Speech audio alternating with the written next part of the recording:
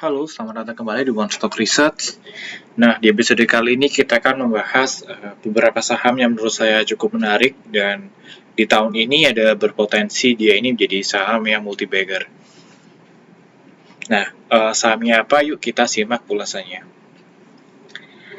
Nah, jadi saham pertama yang kita bahas adalah saham BEMAS atau Bank Maspion ya. Nah, uh, ini saya coba menjelaskan ya atau menceritakan kenapa BEMAS ini cukup menarik karena kalau kita lihat ya dalam beberapa minggu terakhir ini ada beberapa bank ini yang melaksanakan free float-nya ya, dan BEMAS ini sahamnya ini kalau kita melihat yang beredar di masyarakat itu cuma 1,56%, dan harga sahamnya sendiri sekarang di range harga 515.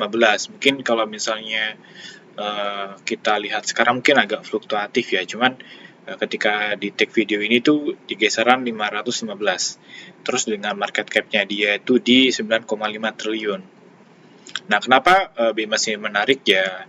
Karena BEMAS ini belum eksekusi free float-nya. Jadi mau nggak mau dia ini harus dan wajib ya, itu minimal 5% saham ini beredar di masyarakat.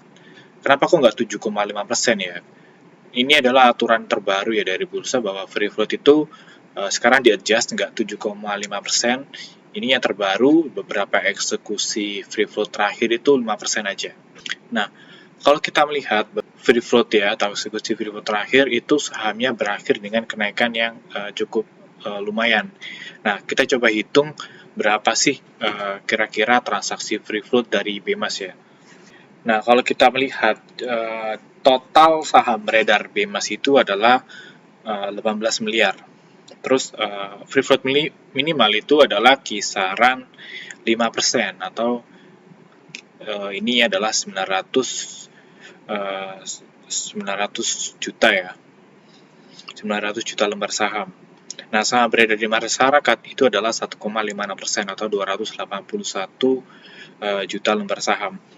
Nah, total minimum eksekusi free float-nya dari BEMAS sendiri itu adalah 623.000 lembar saham. Nah, ini didapatkan dari mana? Didapatkan dari minimal free float-nya itu 905 dikurangi dengan saham beredar di masyarakat 281. Jadi, minimal eksekusi free float ya untuk memenuhi nilai minimal 5% itu adalah 623.000 lembar saham.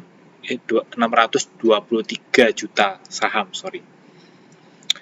Nah, ini kalau misalnya kita hitung ya, menggunakan nilai harga BEMAS di harga 515 per lembar sahamnya, itu nilai transaksi minimal ya dari BEMAS itu adalah nilainya adalah 321 M. Ini nilai minimal ya transaksi free float. Jadi nanti akan biasanya transaksi free float itu dilakukan di pasar nego, seperti beberapa case yang terjadi sebelumnya. Nah, apakah eksekusi free float BEMAS ini akan terjadi? Nah, kalau kita mengutip ya beberapa berita ya terakhir yang muncul di seputar free float dari BEMAS, itu dari pihak BI sendiri ya. Dari BI sendiri menjawab ini tinggal tunggu eksekusi aja. Jadi ini ada kanal berita yang menceritakan bahwa BNLI dan BEMAS ini kenapa nggak masuk papan pemantauan khusus, padahal dia free float-nya itu masih 1%-an ya, 1%-an. Kenapa kok dia nggak dimasukin ke papan pemantauan? Nah, si Bursa Efek ini menjawab bahwa si BNLI maupun si BEMAS ini udah komitmen bahwa dia ini akan menyelesaikan free float-nya dengan target kalau nggak salah itu adalah di bulan Oktober tahun ini. Kenapa sih transaksi free float atau eksekusi free float ini menarik? Nah, kalau kita melihat studi case dari saham BNLI atau saham Permata ya. Jadi BNLI ini sempat melaksanakan transaksi free float-nya itu tanggal 23 Agustus 2024. Dan kalau kita melihat ya, ketika ada transaksi free float itu terjadi, saham BNLI itu naik bahkan arah sampai 3 hari. Jadi dia ini mengalami kenaikan kalau nggak salah sampai 94%. Dan ini sangat menarik ya, bahwa ternyata ketika ada transaksi free float ini menjadi sentimen yang positif untuk emiten. Karena kalau kita berbicara secara logika sendiri, apalagi kalau misalnya emiten tiba-tiba melepas misalnya 10% sahamnya ke pasar dan nggak ada yang menyerah, pasti kan sahamnya ARB berjilid-jilid ya. Oleh karena itu, biasanya transaksi free float ini dilaksanakan lewat pasar nego. Dan harus ada standing buyer yang siap untuk menampung sahamnya. Kayak gitu. Nah, ini studi kasus yang kedua adalah saham BCIC atau Bank J Trust. Nah, ini transaksi free float-nya itu baru-baru ini ya, di tanggal 5 September. Jadi,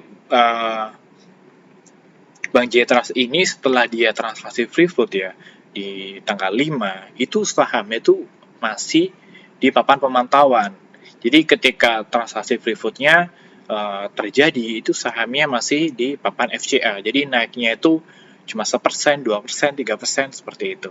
Nah, setelah perusahaan ini laporan bahwa dia udah eksekusi free float-nya, nah, gembok dari FCA-nya ini dicabut sama bursa, akhirnya sahamnya ini terbang sampai, ya kalau kita lihat ini dari dia awal eksekusi free float itu naik 37%. Nah, maka dari itu ya, setelah transaksi free float, rata-rata saham-saham yang dieksekusi ini memiliki dampak yang positif. Nah, apakah BEMAS ini akan mengikuti jejak dari BNLI ataukah dia ini mengikuti jejak dari BCIC? Nah, selanjutnya saham yang menarik kedua adalah Vico ya, atau Victoria Investama. Nah, kenapa Vico ini menarik? Nah, Vico ini adalah perusahaan induk dari perusahaan Victoria ya, seperti Bank Victoria, Victoria Insurance, dan juga beberapa perusahaan Victoria lainnya. Nah, si Vico ini memiliki anak usaha yang namanya Bank Victoria Syariah, dan seperti yang kita tahu bahwa dalam beberapa bulan terakhir ya, Bank BTN ini lagi mencari Bank BTN ini lagi mencari perbankan syariah yang mau di merger ya, atau diakuisisi sebagai unit saham syariahnya. Jadi dia akan membuat bank syariah baru sebagai tandingannya BRIS ya, atau BSI. Jadi BSI ini kedepannya biar tidak superior banget, jadi ada pesaingnya. Nah, menurut isu yang beredar ya, dulu ini BTN ini sempat mengincar Bank Victoria, cuman gak jadi karena dia tertarik dengan Bank Muamalat. Cuman setelah beberapa proses dengan Bank Muamalat, akhirnya gak jadi. Terus isunya dia balik lagi ke Bank Victoria karena dulu sebenarnya udah proses, cuman mandek di tengah jalan.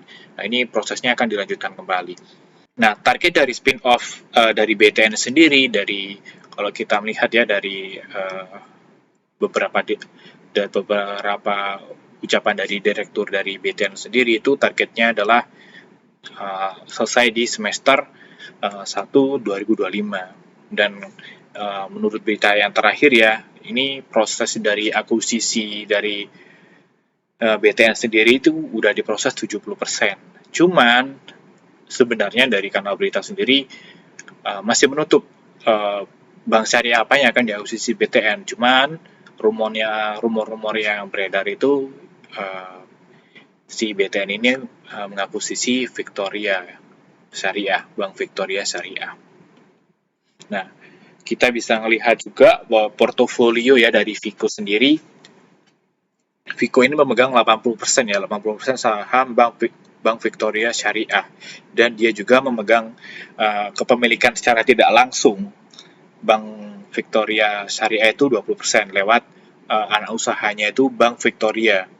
Jadi ketika nanti rumornya ini terjadi ya, kalau nggak salah nilai transaksi yang dirumorkan untuk akuisisinya itu adalah dinilai 1,5 triliun sampai 1,7 triliun. Tapi ini masih rumor ya. Nah, ketika transaksi ini terjadi, kalau kita melihat ya dari segi market cap dari Vico sendiri, market cap Vico sekarang itu dinilai sebesar 2,3 triliun. Nah, ketika nanti ada eksekusi akuisisi, itu pasti akan ada dana segar yang masuk ke Vico ini ya 1,5 sampai 1,7 triliun. Ya, kita lihatlah nanti apakah market cap-nya akan ke-adjust dengan tambahan 1,5 sampai 1,7 triliun cash ini. Dan kalau kita lihat juga si Vico ini punya usaha insurance atau asuransi ya.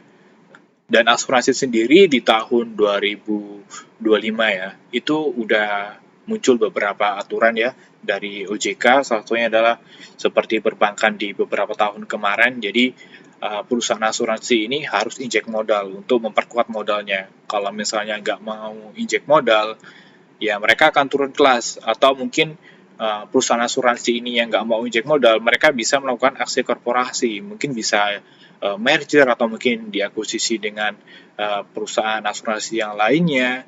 Nah, si Vico ini punya perusahaan insurance juga. Jadi ada potensial di tahun 2025 ya, ada 2 aksi korporasi yang cukup menarik ya di anak usahanya Vico. Ya, kalau kita melihat juga sebenarnya dari tahun 2000 ini ya, dari awal tahun itu Vico ini masih melandai ya. Cuman mulai dari Agustus kemarin dia ini udah mulai naik ya, bahkan kemarin sempat hampir beggar ya, dari harga 100 sampai ke 190. Dan sebenarnya saya sih udah memberikan informasi ya terkait Vico ini udah lama ya, mungkin di kisaran bulan Mei sampai bulan Juni bahwa Vico ini cukup menarik karena memang ada isu terkait dengan pengambilan dari BTN ya ke anak usahanya Vico yaitu Victoria Syariah. Cuman menurut saya karena memang transaksi Vico ini belum terjadi, seharusnya Vico masih cukup menarik karena transaksi atau dana segarnya ini belum masuk ke Vico secara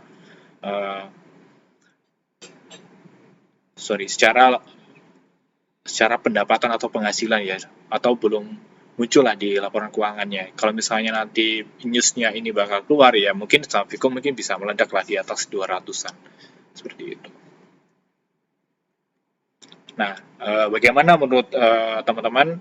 Apakah kedua saham ini cukup menarik?